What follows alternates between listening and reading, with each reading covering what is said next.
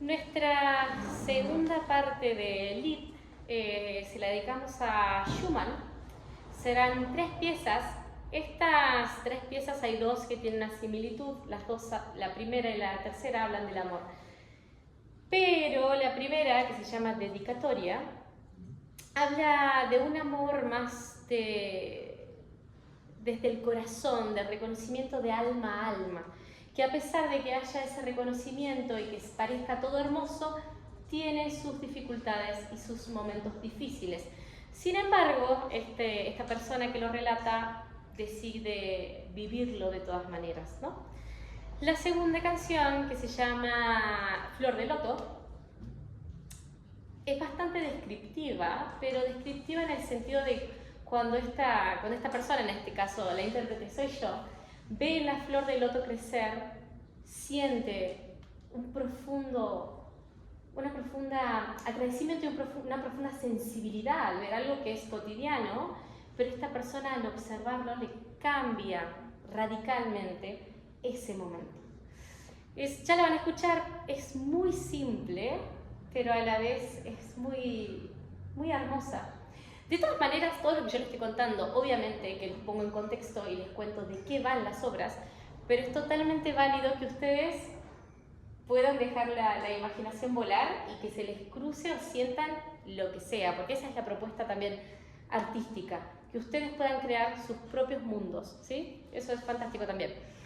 Y la última canción de Schumann, de este bloque, se llama la canción de Zulaika. Zulaika es el nombre de una mujer. Pero en este caso no es una mujer, es una niña. Ella cuenta qué es lo que su amor como adolescente le hace sentir. Esa cosa chispeante, esa cosa tan que nos moviliza al principio. Y le cuenta a su amado cómo él puede reflejarse en su corazón y ver todo lo que él no puede ver en ella, cuando ella le hace sentir el amor que ella siente para con él. Es un amor un poco más adolescente, es una cosa más chispeante, pero ya me contarán ustedes qué les parece. Ese es el segundo bloque.